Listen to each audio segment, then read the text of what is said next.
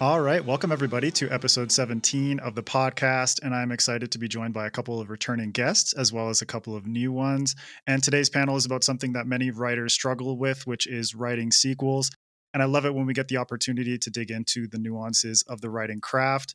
So, first up is Gareth L. Powell making his second appearance on the show. He's the award-winning author of the Embers of War series, the Ack-Ack Macaque series, and more. And his latest novel, Stars and Bones, is out now. So congratulations on the release of that, Gareth, and welcome back. Hi, thank you. And also helping us crack open the mysteries of writing sequels is Andrea Stewart, also making her second appearance on the show. She's the author of The Bone Shard Daughter and The Bone Shard Emperor, books 1 and 2 in her Drowning Empire trilogy. And the third and final book in the series, The Bone Shard War, is expected to release later this year, fingers crossed. And happy to have you back on the show, Andrea. How's it going? Oh, it's going fine. It'll be actually next year, Okay. but it's handed in, so it's done. It's all good. Yeah, it's done. It's done. It's coming. Cool. And then next up is Dan Fitzgerald, social media extraordinaire, joining us on SFF ADDICTS for the first time. He's the author of the Maer Cycle trilogy and the Weirdwater Confluence duology, where he explores mystery, darkness, wonder, romance, and otherness through the lens of low magic and sword-free fantasy. So thank you for being here, Dan. Welcome to the show. Long-time listener, first-time participant. I'm excited to be here. Oh, happy to have you here, buddy. And finally, we have E.G. Radcliff making her first appearance with us. She's the author of the Coming of Age fantasy series, including The Hidden King, The Last Prince, and The Wild Court, books that were crafted in the dead of night after offering sacrifices of almonds and red wine to the writing block deities. So welcome to the show, E.G. Very happy to have you here. Thanks so much for having me. It's a pleasure. And starting off, I would like each of you to share your thoughts on the importance of sequels. Essentially, why write a sequel at all? So, Andrea, I'll start with you. Well, first off, if you are under contract for more than one book, then you have to write a sequel. That's the technical side of it. I think for me personally, I really like the format of a trilogy, sometimes a duology. But I like that ability to kind of expand on the story from the first one and to kind of take things in a more, in a larger direction, and then also kind of see more of the character development. So to me, like, I like to write sequels. I say I like because I struggled a lot, but I think it just allows you to tell a larger story. Right. And Dan, what about you? What's your take on sequels? Why write one? Well, I love sequels because you've already established the world and the characters in the first book. And while you're obviously going to introduce some new stuff, it makes it a lot easier. And I feel like you can go deeper into the world and the characters because we already know them a little bit. So it's freeing in a sense. You don't have to lay down all the groundwork. And also in science fiction and fantasy, people love a series, they love a sequel. So if you hook them with the first book, then they're going to keep on reading and you get to keep on writing. Yeah, 100%. And E.G., what's your take? Well, for me, there was a lot of, it went prequel, main book, first book, I guess, and then sequel. So given that there was a lot I wanted to explore over 3 very distinct time periods within the world, it made sense to divide it up that way for me. Yeah. And Gareth, what about you? With sequels, you get to kind of tell more stories with the same characters. Sometimes there's more to say about the people in the world. And sometimes you just want to turn everything that happened in the first book on its head. The way they did with The Empire Strikes Back. You take everything in the first thing and turn it upside down and generate something completely new while writing in the same world. And writing in the same world, you know the characters so well that maybe the second story is richer because you have all that accumulated knowledge to draw on. Yeah, definitely. And I'm curious, do any of you remember one of the first, I'm not saying the first, but one of the first sequels that you ever read, or, Gareth, you just mentioned The Empire Strikes Back, watched? If anyone if anyone has one. Oh, goodness. I don't know. I mean, obviously, it's probably going to be like a kid's book. Like, what counts as a sequel? There's like a lot of serialized kids' books that I read, like the Mrs. Pigglewiggle one. Yes! Is that a sequel? I don't know. Yes! Hell yeah, I hell remember yeah. Mrs. Pigglewiggle. Yeah, those were great. I loved those. I mean, Yeah, I in mean, the fantasy genre, it's probably like the Lion, Witch, and the Wardrobe, and then was it Prince Caspian after that?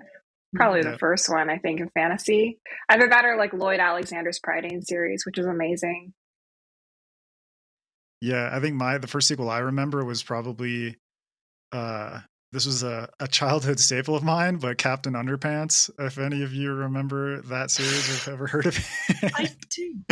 Captain Underpants. Captain Underpants. Yeah, it was When I was in precious. I think that might be my- after my time. My mother Probably. wouldn't let my brother and I go near them, even though we were in like, I don't know, they didn't come out too long ago. I feel like maybe my sense of time is horrible, but It was like the late my parents hated 90s, those. early 2000s.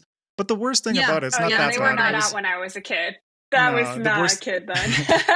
the worst thing about them was probably just like poop jokes, because it was a guy, Yep. a superhero in underpants. It's like, what's so bad about Yep. poop jokes, huh? But Dan, Kind of evergreen, really. yeah. Dan, do you remember an early sequel that you read or watched? Yes, I can't be sure which book was a sequel, but I remember being very excited to plow through the Darkest Rising series by Susan Cooper, which we recently introduced our children to on a car ride. And the joy Nice. of knowing, like, when you finish this amazing book, like, holy cow, there's more books I get to keep in this world. So that's a series that I think is tragically underrated and underknown. I mean, a lot of people do know it, but it really is. It's an amazing series, and I ate it up and read it several times as a kid. Cool. E.G., do you remember anything else from when you were a kid? I remember being really obsessed with the Penderwicks, but if you asked me what they were about now, I couldn't tell you. I think it was just like a family, but I was really into it then. It was a good time back then, but I don't remember anything but the name. Yep. And Gareth, what about you? You mentioned Empire Strikes Back. Is there anything else that you remember of early sequels? Well, I guess we kind of have to sort of define what a sequel is, because I remember being obsessed with series of books, but they were series that could be read in any order, just featuring the same characters. Are they sequels? I don't know. Because I used to love the Dragonfall 5 books by Brian Earnshaw, which was a sort of young reader's book about a rickety old spaceship and the family that lived on it.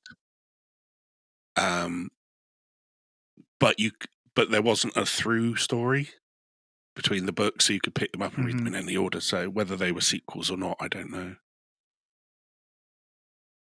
Yeah, I mean, that's kind of the tricky thing when it comes to sequels. It's like, is it defined by the author or is it defined by the readers? Because Andrea, you mentioned the Lion, the Witch, and the Wardrobe and the Chronicles of Narnia. That series has a chronological order in terms of publication date, but it also has sort of like a reading order that's been more or less established by the fan base. And I can't remember which order I read them in, but since Yeah, so there's many like of those books are just standalone in a lot of ways, with recurring characters or overlapping themes. yeah, because I think like Horse and His Boy takes place before, like chronologically before Lion, the Witch, and the Wardrobe, but series wise, it's like the 5th or 6th book. I can't remember. Yeah, but it's completely different characters. Yeah. Yeah, and then The Magician's Nephew, I think, was the very first one, but then it was one of the last ones to be published. So it's kind of it's also confusing. And I believe the Lewis estate wanted us to read it first, but everybody was like, "But that's not the way that we read it as a kid. So why would we push that on the younger generation?" Yeah, it's like I want It's like Turkish Star delight and Wars, right? fawns. Yeah, exactly, exactly. Are you going to have your Um, kids watch the prequels first or the original series first? That's a oh, decision. I'm going from episode 1, man. I'm gonna start with the trash and just work up, work up to the good stuff. So I want to toss this out to all of you as well. At which point in your first series did you decide that a sequel or sequels were necessary, and why? So Dan, I'll go with you first. I would say probably third to halfway through the book, I started to see, because I'm very much what we call a pantser or a discovery writer, meaning I don't really plan that super far ahead, but I realized where the next story would take it. I always kind of assumed I'm writing fantasy, so like obviously I'm going to write a trilogy, right? But I didn't really know like what form that would take. So about third to halfway through, I sort of saw this light at the end of the tunnel. I was like, aha, this is where we go next. And what happened was I was building little, world building details like you do. And I realized at that point, like this world building detail is the basis, the seed for the next novel, The Archive. Cool. And EG, what about you? At which point did you? Because you mentioned, you started with a prequel. So did you already have in your mind at that point, like I'm gonna have this prequel, and that's gonna be building towards something else in the future? Yeah, I pretty much knew from uh, the first week of writing that it was going to be a trilogy and that it was going to have an earlier book set and a later book. Um, so it was mostly just a matter of sorting out, which events would be important to include to build on, to enable the later books. But I definitely knew they were coming, so that was helpful to plan. Yeah. Not too many surprises there. It's like, oh shit, more books coming. Yep. And Gareth, I believe Ack-Ack Macaque was your first full series, correct? At which point did you realize like this one's going to be, 3 books? When I wrote the first one as a standalone, but then it's just before it came out, the publishers came to a convention I was at where so many people were so excited about the book, they took me to one side and said, "Do you fancy writing a sequel?" So obviously I said yes. And then halfway through writing that sequel, I said to them, "Look, can we just make it 3 books? Because I want to do that, turning everything upside down and putting it all the right way up again thing." And they said yes. Obviously, book 3 came out, but it wasn't intended as a trilogy when I set out to do it. It was intended as a standalone. The Embers of War was the first intended trilogy I wrote. So I'm curious. I mean, first of all, I love the name Macaque Attack. That is so awesome. But how did your mind start churning when they came to you and said, would you write a sequel for this? Because you said you wanted to flip it around and then kind of bring it back for book 3. So how did you take that first book and sort of like get your mind churning and ready for the next 2? Similarly to what I said, I took everything that had happened in the first book and tried to kind of invert it. So, and I took the main character and tried to make him confront his evil side, and have him have to deal with the consequences of his violence, the consequences of his evilness, and see what he could become if he didn't find the kind of heroic nature inside himself. So it was very much a sort of going from the triumph of the first book into the long dark night of the soul before coming back with a big, absolutely crazy, tying all the different plot threads together, explosive finale. So yeah. Awesome. And Andrea, I know when we spoke back in the fall, you mentioned that you'd written multiple books before the Bone Shard Daughter got published, and even then it's like you kind of built yourself up to this mentality of like, I cannot put any eggs in any basket in terms of like this sequel is guaranteed or this series is guaranteed. So when you were writing the Bone Shard Daughter, at which point did you think, okay, sequels are coming, and why are they necessary in terms of this story that I want to tell? Well, I knew that I wanted it to be a trilogy. I just didn't know if I was going to get to write the next books. I say I had a lot of experience writing first books. So, because I'd write the other ones and then they wouldn't sell, and I'd be like, well, I guess I'm not writing the rest of that story. So I did plan from the very beginning for The Drowning Empire to be a trilogy, because I knew where that first book was going to end. And I knew it was going to tie up all of those main plot threads that I had set up. But I also knew it was going to be, leaving that open for more. So, but it was funny because, when we went out on submission, and then my agent was like, well, what are you working on now? And I was like, well, I got this like sci-fi that I've been working on. And she's like, oh, I thought you were going to work on the second book. And I was like, well, I don't know if it's going to sell. So I'll work on that once I know that something's going to happen. So, although I planned for it to be a trilogy, I wasn't expecting to be able to write the whole trilogy. Yeah. Cool. And I'm curious if any of you have started, Dan, you mentioned you were about a third of the way through your first book before you realize like, oh, I'm planting the seeds for more, and I have more ideas that are kind of stemming from this. Have any of you, finished a single novel not knowing a sequel was coming, only to then write a sequel? I mean, Gareth, you mentioned that with Ack-Ack Macaque as well, that it was standalone and then expanded further beyond that. If anyone would like to jump in. No? Everyone's just full of plans now. Cool.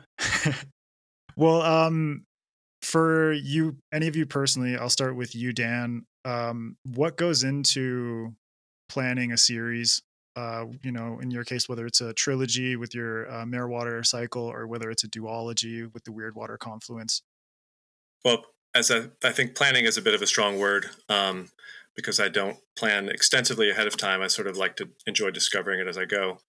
But I get to a certain point in a book, and then I sort of see where we're headed. And in the case of the Maer Cycle, the first book was sort of figuring out who are these Maer, these creatures who were believed to be monsters, but who turn out to be something different. And then in the next book, I really focused around them. And as I got to that point, starting to write the second book, I realized, well, there's got to be some beings that they also see as being monstrous that they can sort of learn more about. And then the third book focuses on that group. And then eventually it comes around in a circle. So in that case of that trilogy, I was really looking to have a cyclical narrative of what I call de-othering. And I really wanted it to be a closed loop. So that was kind of the process. But I don't plan series particularly any more than I plan books. I just kind of discover as I go, and then sort of build on the ideas that I've had. Yeah, that ties back into what you mentioned earlier about pantsing. And Andrea, I'm curious on your end with the Drowning Empire series, that you finally got to write sequels, and for you, what went into planning that series, and also how much outlining did you do? Compared to Dan, who does his freeform pantsing experience, which I'm very jealous of and could never do myself. But well, when we went out on sub, my agent had me write up summaries for what happens in the second and third book. So it just basically hit the main beats of this is the conflict, and this is where it ends up, basically. But those were just each one paragraph kind of summaries. They weren't anything super in depth. So when I got to the second book, I did an outline, and then I re-outlined, and as one does. So just over and over again. For me, I had plans as far as I knew, these were the major reveals that needed to happen. These are the major conflicts that were going to happen. As far as where all the pieces are moving on the board, that was a little bit more difficult, when and where and how the reveals are happening. was a Yeah. little bit more complicated. So I ended up having to do some pretty intense revisions to get everything to line up the way that I felt made sense. But yeah, I mean, I definitely outline, but sometimes I'll outline something and I think, okay, that's good. That looks great. I'm going to start writing. And then, halfway through, you're like, oh, actually, this does not quite work for these unforeseen reasons. So it's a little bit of, outlining, a little bit of, unfortunately, discovery writing in the sense that I discover it's not working. But but I get there eventually. I always tell myself, like, the next time, like, oh, well, I'm gonna plan it better, and sometimes that works and sometimes it doesn't. So who knows? It's every book is unfortunately its own process. Yeah. And I'm in a similar boat to you, where I just like outline up to a certain point, maybe a little bit more than I should have, and then get to a part in the story where I'm like, yeah, sounds good. And then I actually start writing, and then, oh shit, like this doesn't work at all. Or just the process of spontaneity just creates some situation where it's like, that's way cooler. And now I just have to scrap a bunch of stuff. So yeah. Editing is fun. And editing is beautiful, isn't it? Oh. And EG, I'll toss it to you as well. What went into planning your trilogy, and how much outlining did you do, or was it more of like a pantsing discovery experience? Yeah, sure. So the first book I wrote, The Hidden King, I honestly didn't plan a whole lot. In hindsight, I definitely could have benefited from planning some more, because what ended up happening was I wrote it, it was way too much, and I pared it down to the main storyline that I knew needed to be there. But the prequel, which I wrote second, definitely had more planned elements that, to Andrea's point, changed as I wrote, but more or less stayed the same.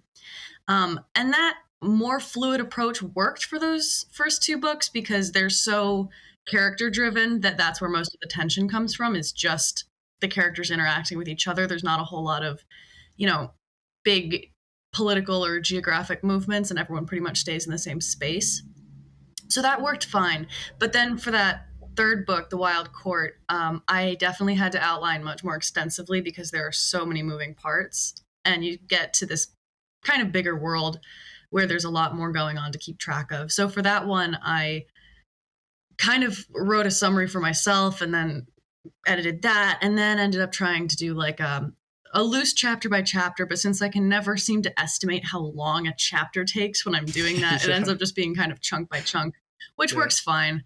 But that was definitely a much more involved outlining process, and I think the story benefited from it. Cool. And Gareth, you talked about Ack-Ack Macaque earlier, and in our recent chat, you told me how you were approaching this new series with Stars and Bones. But with the Embers of War, for example, how was it for you going into that series and planning it out in terms of 3 books that are interlinked? Well, what we did, my agent and I decided to pitch the story as a trilogy. But tactically, what we did was I wrote the first one so it could stand alone if it sold, but they didn't want the next 2 books, so I wouldn't have wasted half a year writing a book without a finished story. So the first one is a sort of self-contained story in itself, but then I had outlines for the next 2. So it was we went with the outlines on the first book, and they said yes, we'll have all 3. So it was kind of like a mixed approach that covering all the bases. Yeah. No, I think that's good. I like that. Tactically writing a first book as a standalone, just in case. And Gareth, I'll toss this one to you as well. What are, of course, every series is different. It's not set in stone how they're going to pan out, how that's all going to happen. But for you, when it's come to your series and the experience that you have with each of them, what are some key things that authors could keep in mind when planning a series with more than one book? I think you have to justify each book, because don't try and fit what could be one thick novel into three, because nobody wants to wade through lots of padding just because you want to write a trilogy. So you have to have a story that can fill that, and a story that has can be written into satisfying episodes, because sort of the middle book of the trilogy can be a very frustrating experience for a lot of readers, because you sort of come in the middle of the story and then you go out with no resolution at the end. It can be, so you have to have like a minor story and a minor resolution at the end of the second book, just to give the reader the satisfaction and the reward for having slogged their way through it to get to the third one. And then the third one has to take all the plot from the first two and bring it all together, but also take the action up a level, and take the writing up a level, and the plot up a level, in order to justify being the third book. So yeah, it's a balancing act, definitely. Yeah, for sure. And we'll get into the dreaded sophomore slump in a little bit. But Andrea, I'll toss the same question to you about some key things to keep in mind when planning a series, at least from your experience. From my experience, it's definitely keeping in mind the arc of each book, and then the arc of the series as a whole.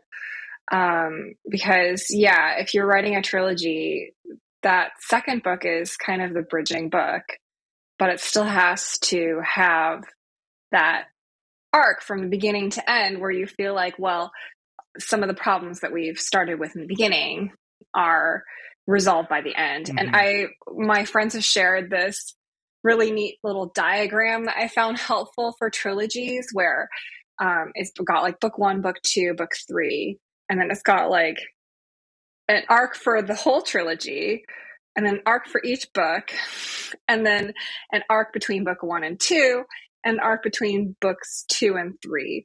So I mean, think you shared it with me before last time we talked. It's very simple. It was like something like this, right? Yeah, it's very simple, but it kind of gives you an idea, like, hey, all these things have to be interconnected. Mm-hmm. And you have to keep in mind how one book is going to be flowing from one to the other, while each is also its own like contained story. Yeah. So it's a lot of pieces to juggle, I think, especially if you are writing with multiple POVs, because then you also have to take into account, well, what is the arc for this particular POV in this particular book? Yeah. So there's like the micro level and the macro level. And I think like when you are planning a series, you really have to take into account both of those. Yeah, just this complicated web of arcs all intermingling, and it's a web. It's a mess, man. And Dan, what about you from your experience? What are some key things that you've learned that you think are helpful to keep in mind when planning more than one book? I really want to give readers more of the same, but something totally different with each book. So the reason that they love your first book, you want to make sure you give them that, whatever that is. But you can't just give them like more of the same and that's all you give them. You have to give a new experience. So like I guess I'm working on my third one now. I always try to keep the same sort of core sort of story type in a way, and some of the same characters, but try something different narratively or structurally that keeps it really fresh, so that each book sort of really stands on its own. So that's my big takeaway. I loved what was said before as well. Nice. And E.G., what about you? If you have any key things.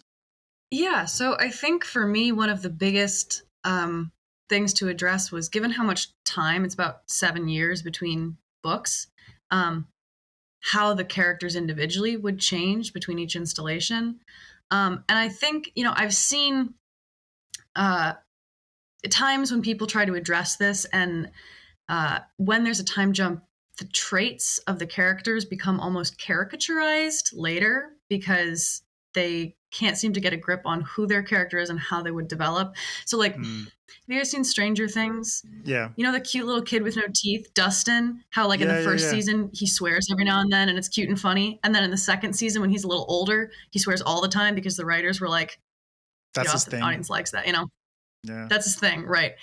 I wanted to kind of avoid that because you don't want to just pick one trait that defines your character as they move through the series.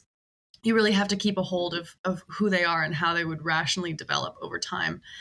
That goes for in-book too, of course, but just for me personally, since it was a between books time jump, that was something I had to be very aware of.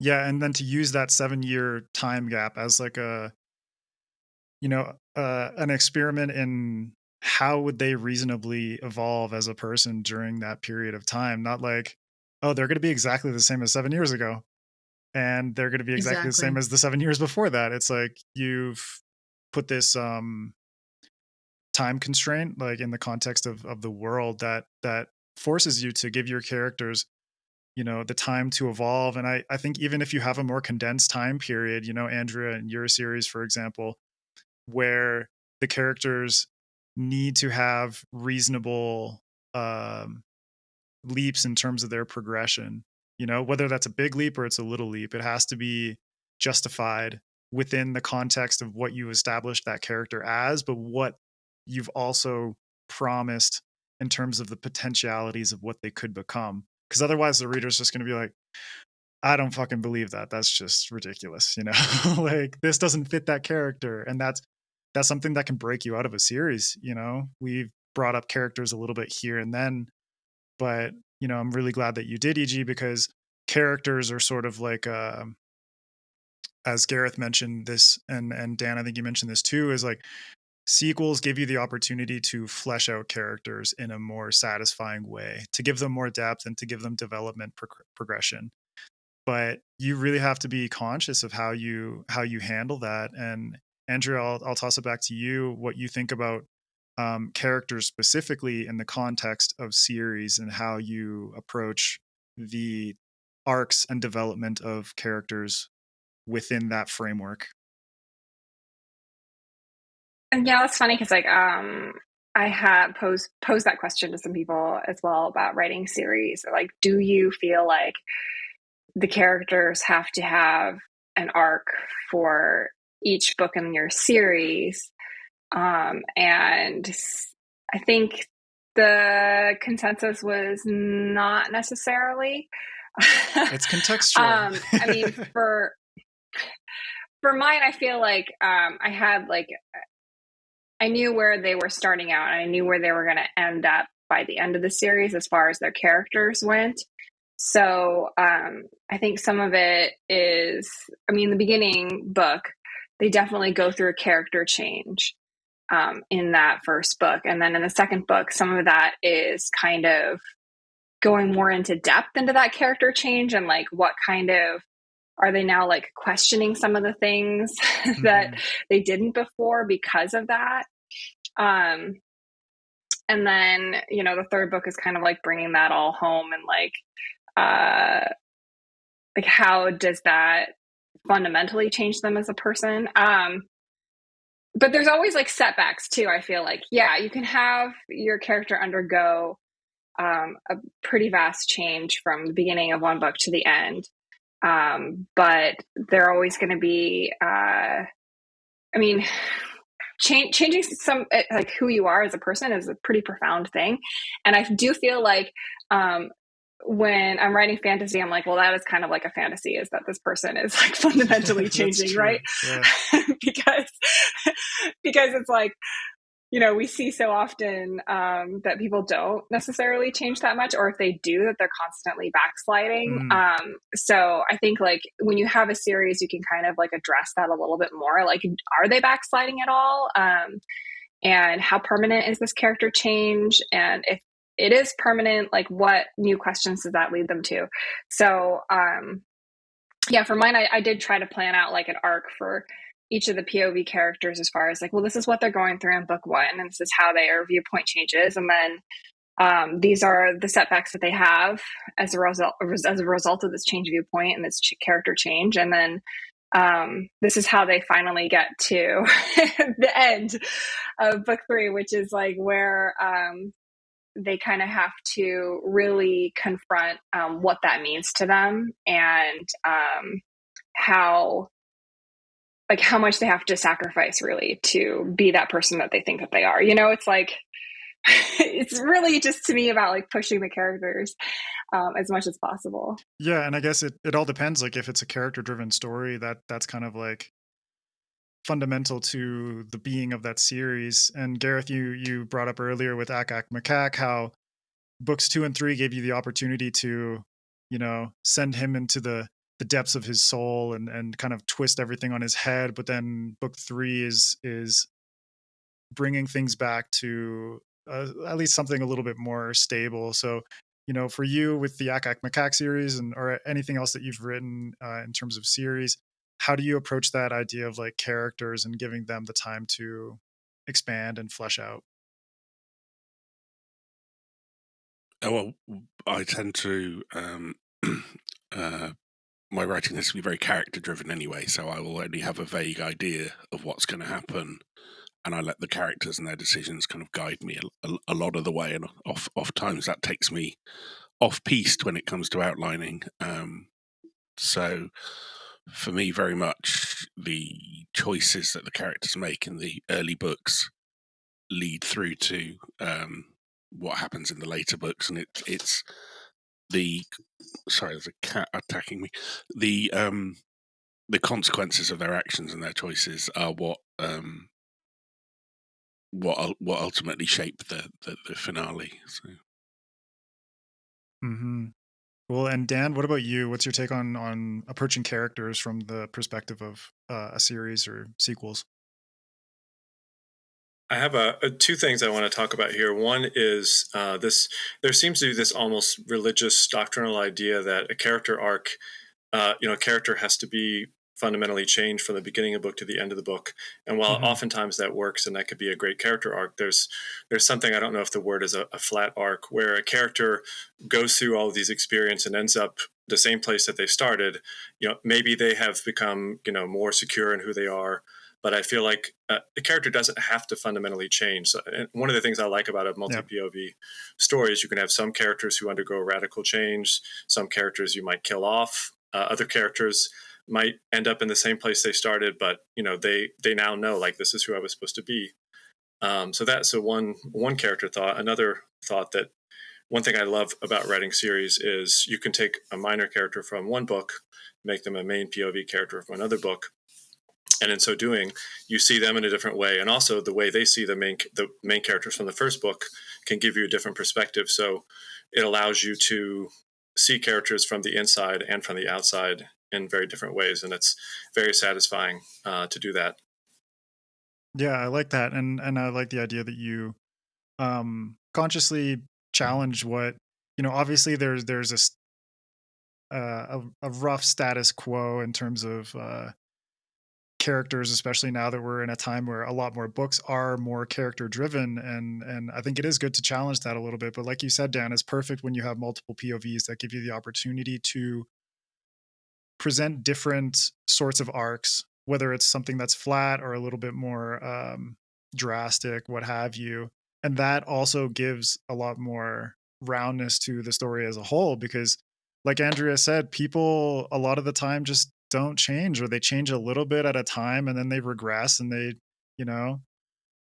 don't necessarily make big moves all at once to say like, I'm going to change in this way and I'm going to do it, and tomorrow that's how it is. It's an incremental thing, and all of us do everything incrementally, and sometimes it's like 2 steps forward, 15 steps back, however it is. It's not so set in stone, it's not so easy. And EG, I'm going to toss it back to you. Do you want to get in on the character discussion a little bit more? Yeah, sure. I think that Dan's onto something interesting about the characters, don't necessarily have to fundamentally change as people.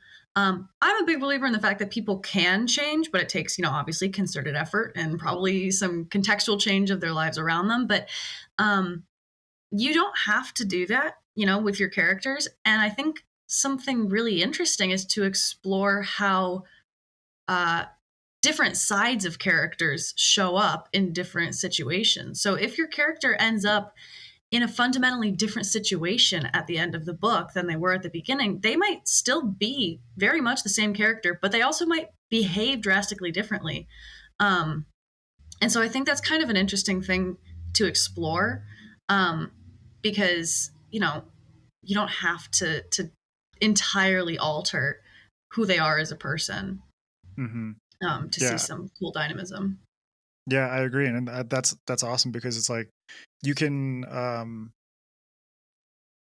depending on whether it's a trilogy, it's a duology, what have you, if it's a quartet or more, but also within the context of each book, it's like you have ample opportunity to show these little step forwards and step backwards, this push and pull of a character changing. And like you said, e.g., the contextuality of, our different faces, essentially. It's like socially, we present ourselves differently to different people. Like we wear many masks depending on who we're talking to. And I think it's awesome when characters have the opportunity. Dan, you mentioned taking a minor character and then bringing them into a later book as a POV. That's a perfect example of just being able to say, like, here's this mask that was presented of a minor character from the perspective of an outsider. This is what they think that person is like.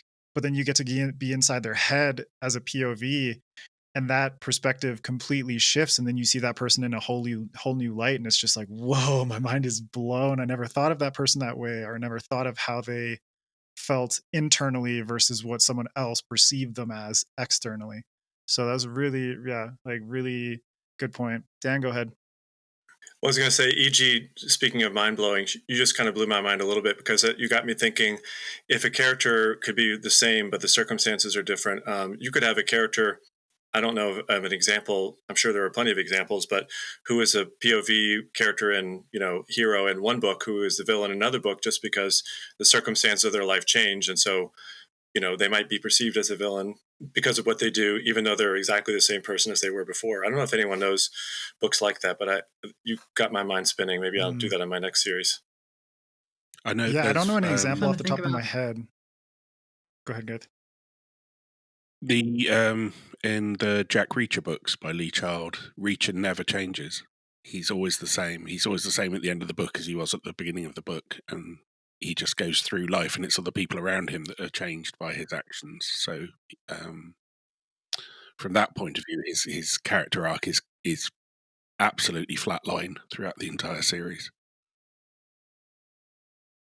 Yeah, and I'm trying to think of someone, Dan, what you mentioned about a character. I mean, the first thing that came to my head was Draco Malfoy from the Harry Potter series, how he's presented as this, antagonist towards Harry throughout the entire series. But I think the movies, especially just through the visual medium, did a good job of presenting a little bit more complexity to him, as if his, like, if we were in his POV, we would understand how fucked up his family situation is and all the pressure that he gets from his dad. And his dad is really the horrible person, and he's just kind of like an unfortunate extension of someone who is pushing him in a certain direction. And then that conflict is presented, despite the fact that we don't get to spend too much time in his head. But yeah, you're right. It's like, I don't know too many examples of someone who goes from good to bad that drastically, at least not in books.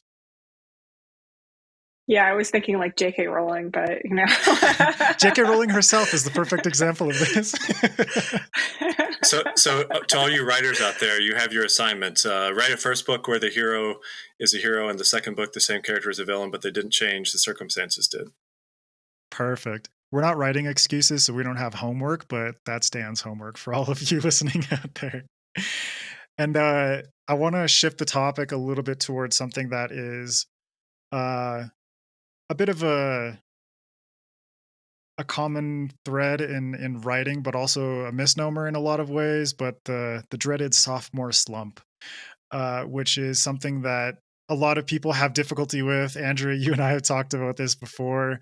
I'll throw it to you first, but what was it like to complete your first novel and then start on the Bone Shard Emperor, and what kind of stress was pulled to the surface because of, you know, this sophomore slump idea, or at least in terms of your struggles with writing your first sequel?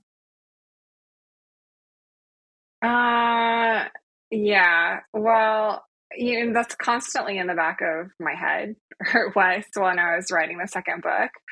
Um, it's like, well, people like the first one, so now this Gotta one follow has it to be up. good too.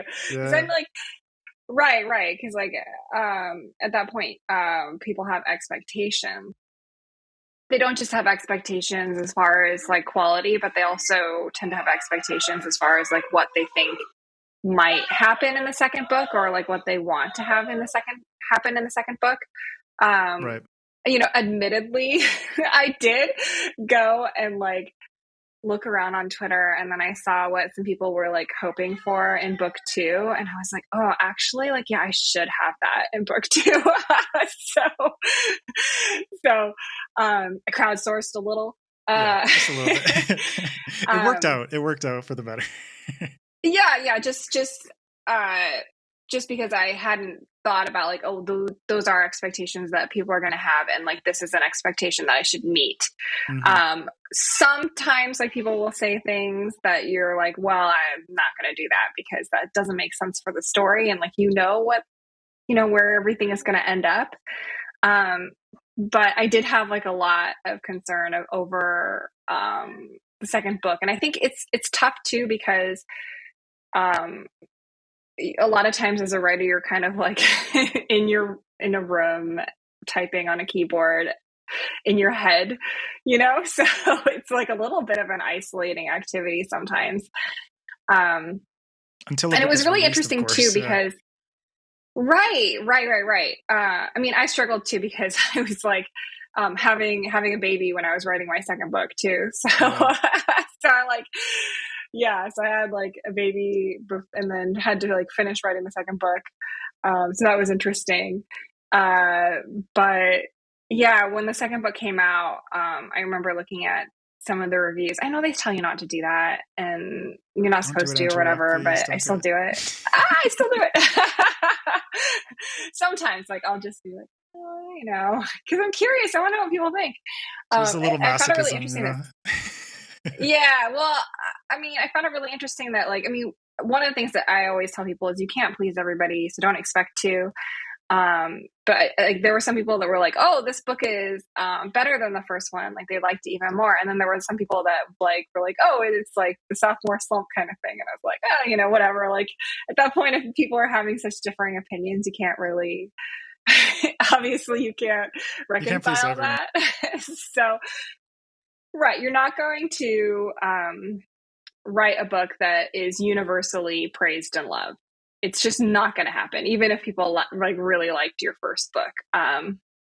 So I think that that's something to keep in mind. Even if you want to meet some of those expectations, like don't think that you're going to meet all of them. It's just impossible. Yeah. You just can't. Yeah. It's impossible to please everybody, of course. And Dan, I'll toss the same question to you. You know, when you completed the first book in your first series, and then started on a sequel, like what kind of stress surfaced, or how are you feeling during that process? Well, my experience is fairly different in the sense that I published with a small sort of bootstrap indie press called Shadow Spark. And by the time the first book came out, I was almost finished drafting the third book. So Okay.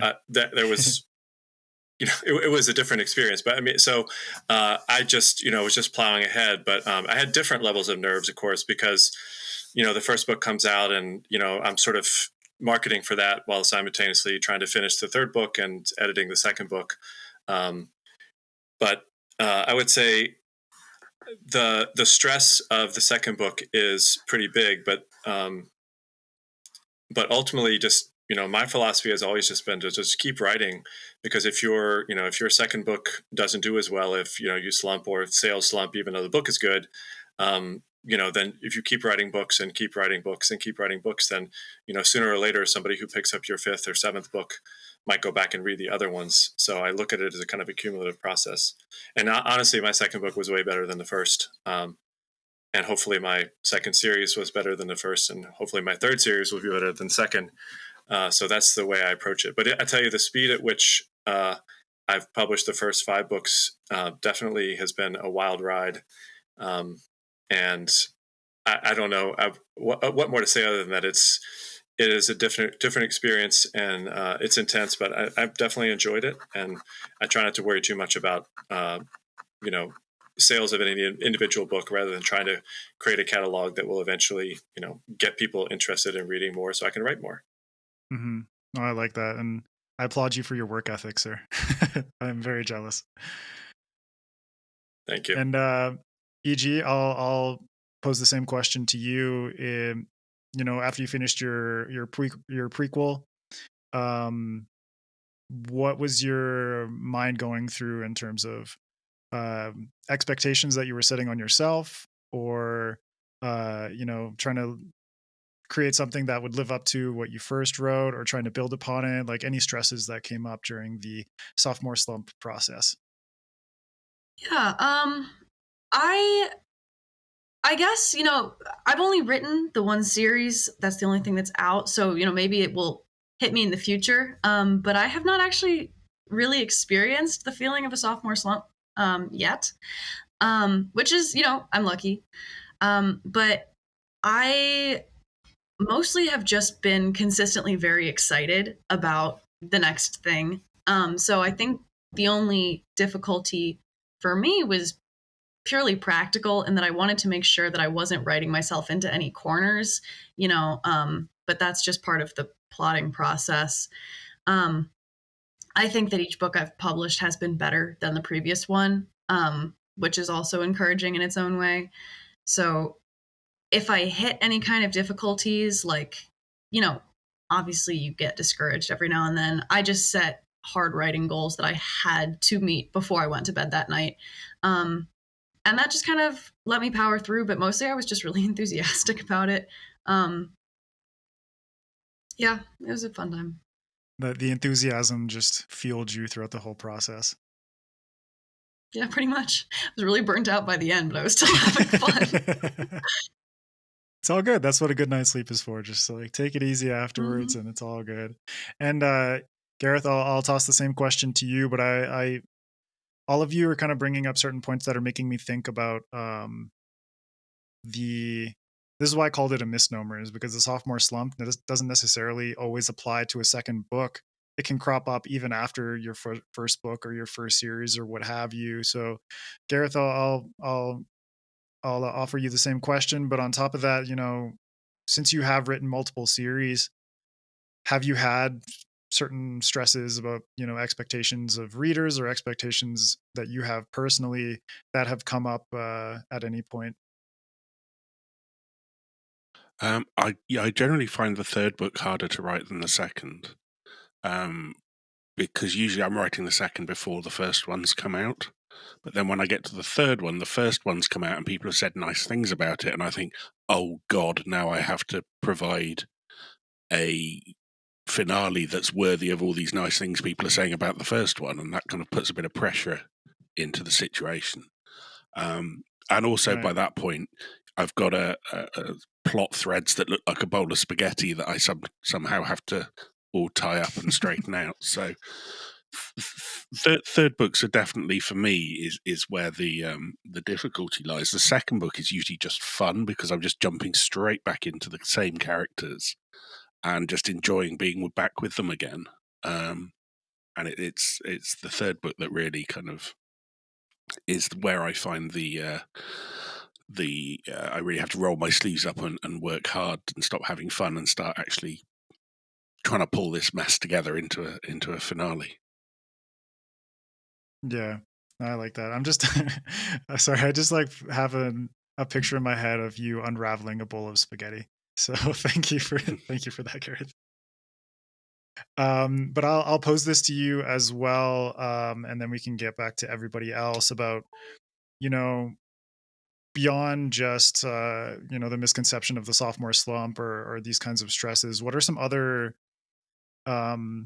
sequel or series related pitfalls that you can think of or have experienced personally that you can share with all the writers out there in terms of what they might look to avoid during their writing processes?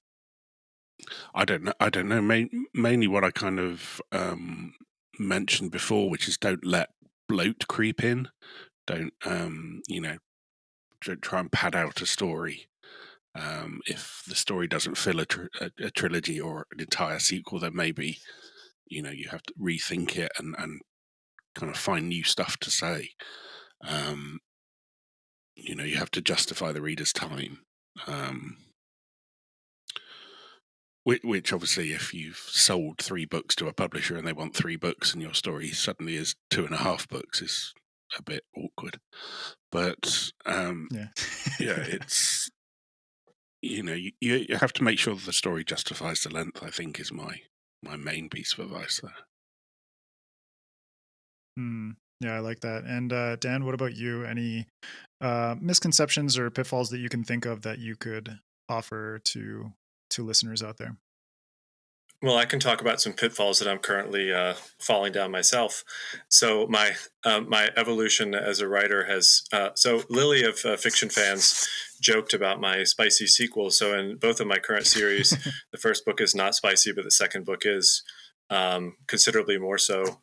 And what's happening to me now, generally as a writer, is I'm evolving to write more romantic and more spicy. So how do you keep your audience when you're evolving as a writer and changing? Obviously, you're going to keep a certain number, and then hopefully you're going to catch some other ones. And I don't think there's anything I could do about it. I mean, I can't write the books that I don't want to write, and I have to write the books that are compelling me to write them. So I just have to change how I think about it and how I present myself and how I market, because I think that's important, especially in the indie space. You are the marketing machine. And not to say that traditionally published authors don't market, because y'all work your butts off, no doubt. But anyway, so I don't have any advice other than to say that this is something that I'm struggling with and thinking about, and it's kind of a fun challenge, because I sort of see, people think there's this idea that are you writing to market or not, but the market is always evolving, and ultimately by the time you write to the market has changed when your book is going to come out. So I don't have any advice, only just that's been my experience. And so I'm currently in the second book of a new series that's considerably spicier, and the whole trilogy is going to be like that. And it's been a fun evolution. I'm just kind of rolling with it, and we'll see how it goes. So, and not a precise answer to the question, but I think it's on the general topic. Yeah, you just gotta keep things spicy for your fans, but then also be true to yourself. It's like you have to accept the evolution that's happening. Exactly, yeah, but also find that balance between what satisfies you and what satisfies your readers. And Andrea, I'll toss it to you as well about some pitfalls or advice that you can offer. So I said before that writing is kind of an isolating activity. I think that I would have run the plot of my third book past my friends before I got to the point of being like, how do I fix this? Yeah. I think that would have saved me a lot of time if I'd done that before I had written 165,000 words of it. Too many assassination attempts, Andrea. I think definitely. Oh, that was book 2. Book 3 was and it's funny because, even if you understand these things intellectually, like the pitfalls that you can run into, you can still find yourself falling into it. I had in my first version of book 3 had introduced these new characters to play these roles in the plot where I really should have just been using the characters that I already had. And I knew that, I knew that in my head, that's it's a beginner mistake, right? Like I knew it, but I still made that mistake. So yeah, I think if you can, like, run some of your ideas past somebody else so you can avoid the things that maybe seem obvious only in retrospect. Mm-hmm. No, that's good. And EG, what about you? Do you have some pitfalls that you've experienced? Some advice that you'd like to share? Yeah. When I was writing the third book specifically, I hit a period of some pretty intense burnout, and it was mostly because writing is not my full-time job. I wish it was, but I have a different job. So writing was, it stopped being a relief and something that I really looked forward to, and just started being something that I was anxious about. And so I took like 3 weeks off, and then I came back and I was fine. But I think part of the problem there was that I had stopped doing it for the sake of the art and for the sake of the story I wanted to tell. And I had inadvertently started doing it the same way I do laundry or empty the dishwasher. It had become a chore. And so I guess my advice would be, if you start doing that, step back, fall in love with the story again. This goes for first books as well as sequels. I just think you're probably more likely to hit burnout later down the process. So you have to love your own story, and you have to do it for the sake of the art as well as, to make money, which is pretty nice. Yeah. And you brought up a good point there, because, you have to love it. And EG, this is for you and Andrea specifically. You've both completed. Andrea, I know yours isn't out yet, but it is more or less completed. Book number 3. How are you each feeling in terms of, what's going through your head for the next book or the next series? And how are you approaching the so-called liberty of starting something new? Because, you have that transition period between a world and characters that you've invested so much in.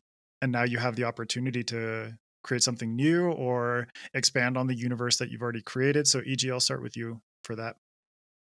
Well, personally, I'm having a blast. I started actually during the burnout period. I started planning for a second series, and so that's been in the works for over a year now, probably almost 2 years. But I found that pouring some intellectual activity into that was a great way to alleviate stress on the other side. But now that I'm finished with the coming of age series, I've really had some time to sit down, plot everything out really thoroughly, because it's going to be a big world with a pretty decent sized cast. And I've started writing that. So I think that growing as a writer, which is something I like to think that I've been doing, has enabled me to sort of, start experimenting with these more complex character and plot scenarios. And I'm really excited to kind of, come out from the more small scale coming of age and do something a bit more ambitious. So yeah, that's pretty fun. No, that's awesome. And I'm excited for you. And Andrea, what about you? What's your take on that now that you're in this sort of transitory period and have a bunch of ideas for what's coming in the future? Oh, yeah, no, I'm also having a blast, because it's like Everyone's having a blast. well, you're in that period of like possibility. It's like having a blank canvas where you're just like, oh my God, I'm going to do all this amazing stuff on it. Of course, once you start painting, you're like, oh, it's not quite coming out the way that I thought it was in my head. But yeah. So right now it's like in that period of possibility where I'm just kind of writing down all these ideas that I want to explore in the new series.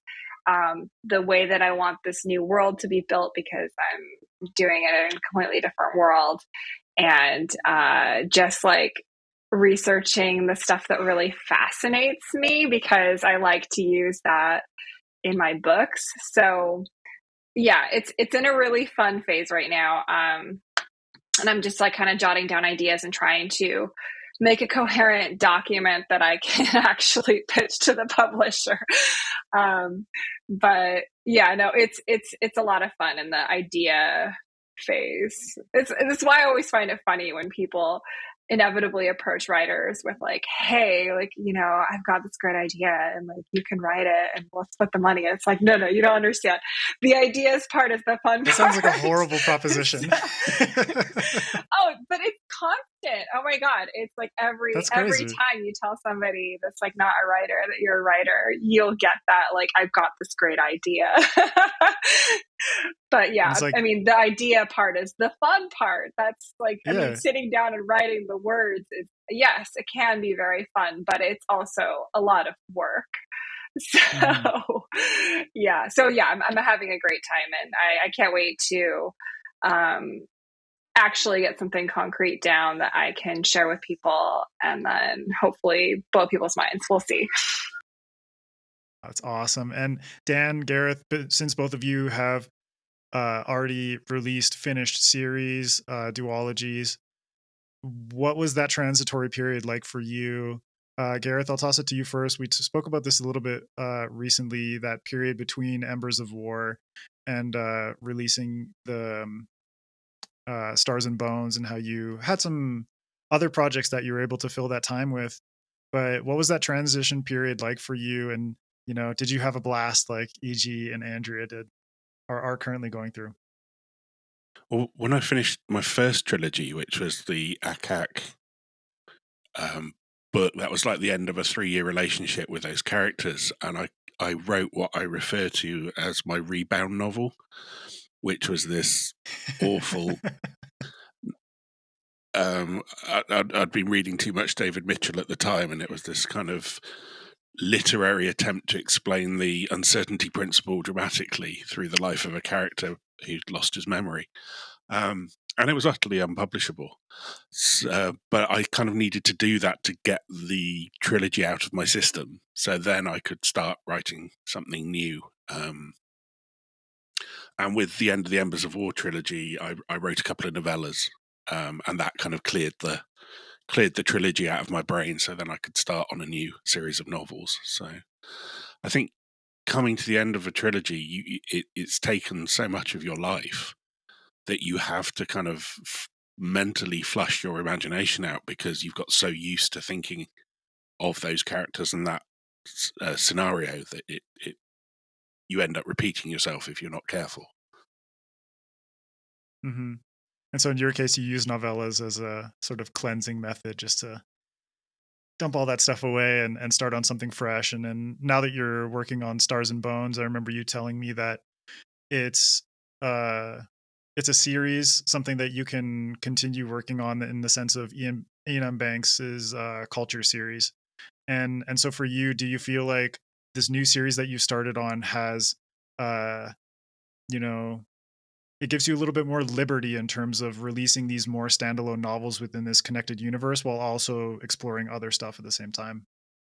Yeah, this was interesting, because I proposed a trilogy to the publisher, and they turned around and said, to be honest, what we find generally in trilogies is there's a bit of a tail off towards the end in terms of sales, because a new book comes out and then people find they have to buy 2 more books and read those first before they can get to this new one.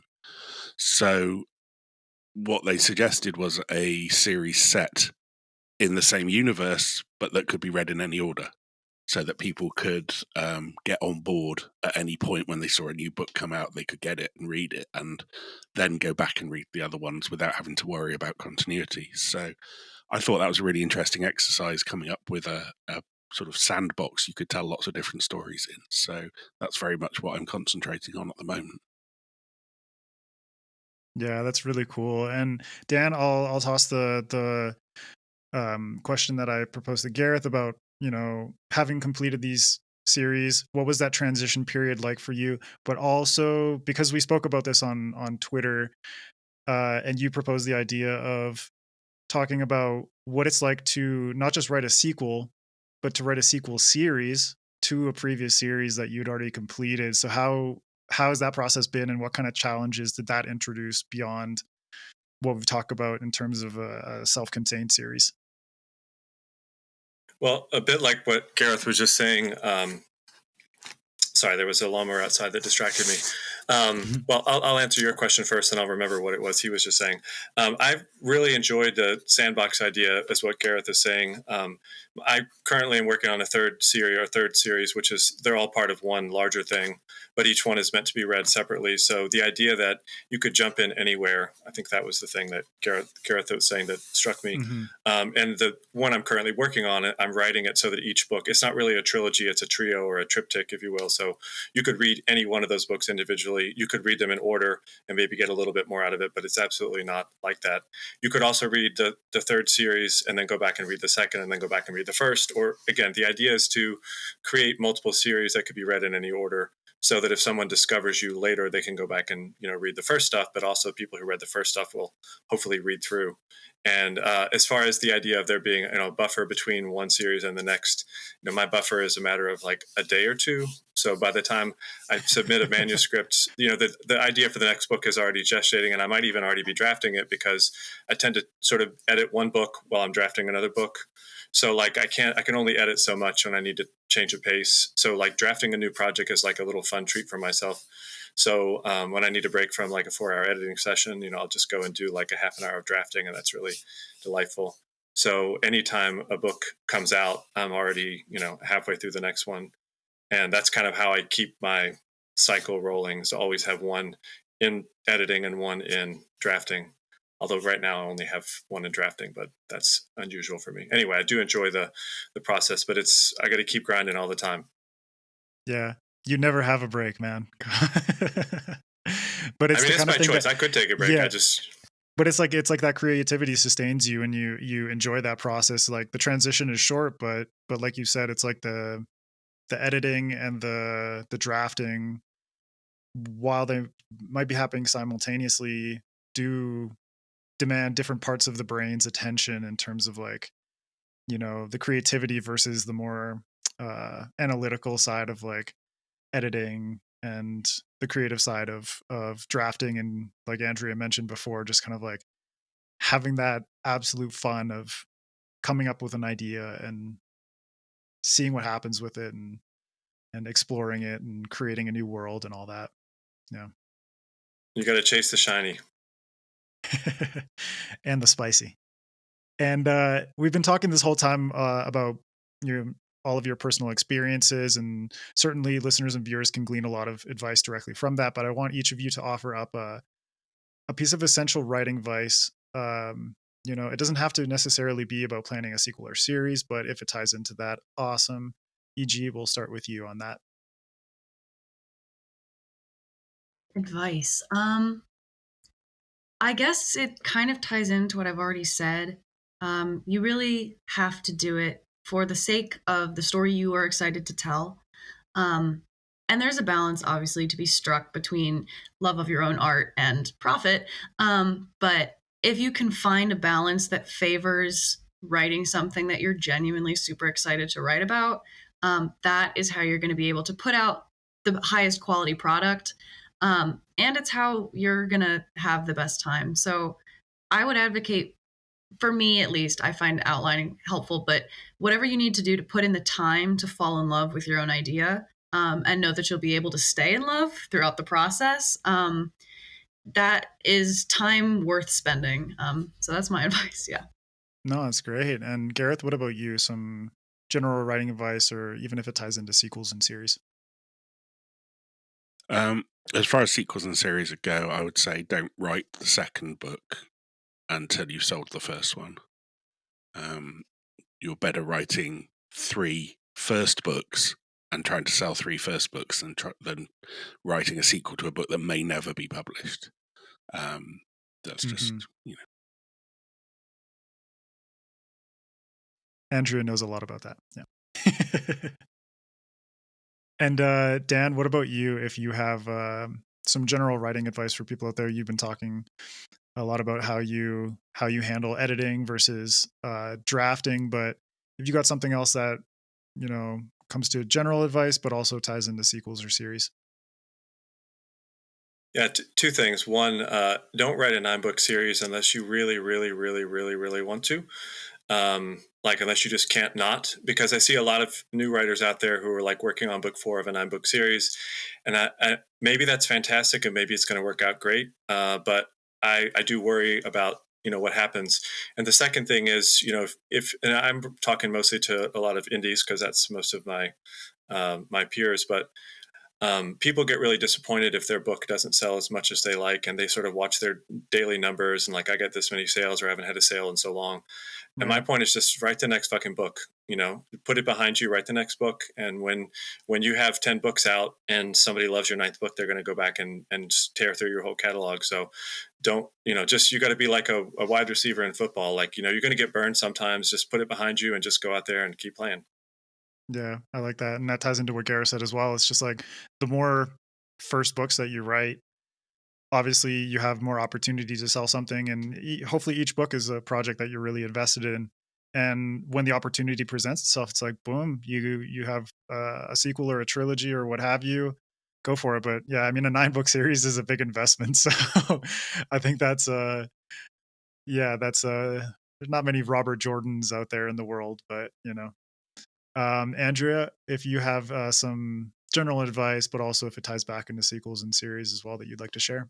Yeah, sure. Just a couple of things. Like, the first thing I would say is find a group of peers who are around the same stage as you with the writing, because it's a really it's a really difficult process, and you'll have people that can give you feedback that you can give feedback to, and then also to commiserate with, because it's hard.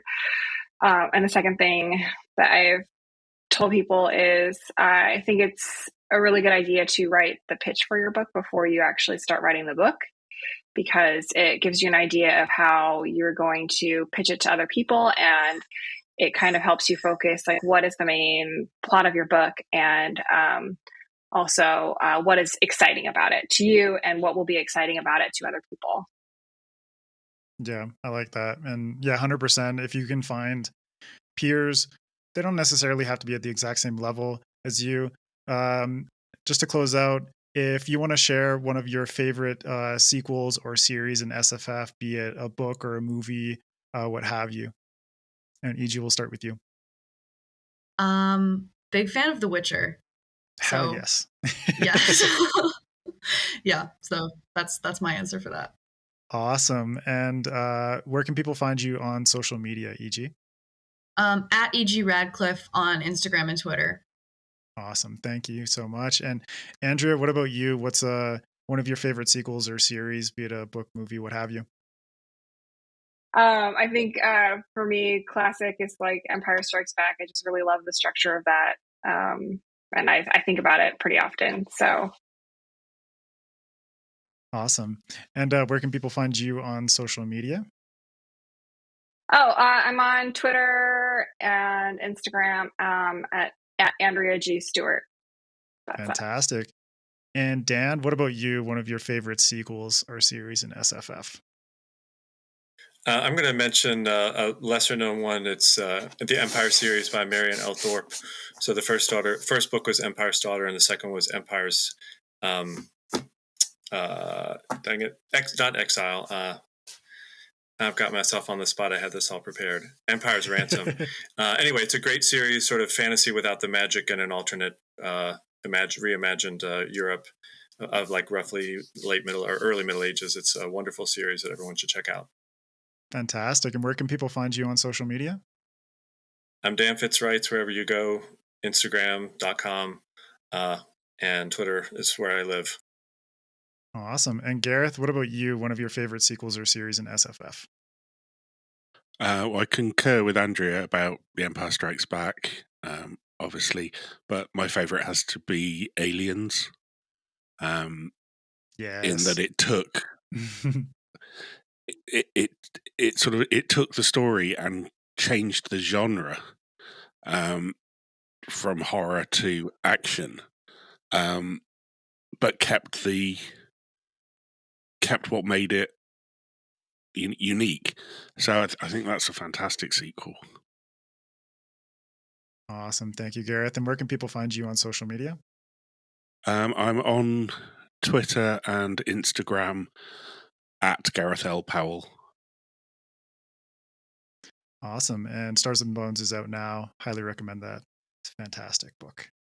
And Gareth, Andrea, Dan, and EG, thank you all so much for chatting with me about writing sequels and sharing your invaluable advice and experience. And yeah, I look forward to having you all on the show again. So thank you so much. Thank you so much for Thanks having so us. much, Adrian.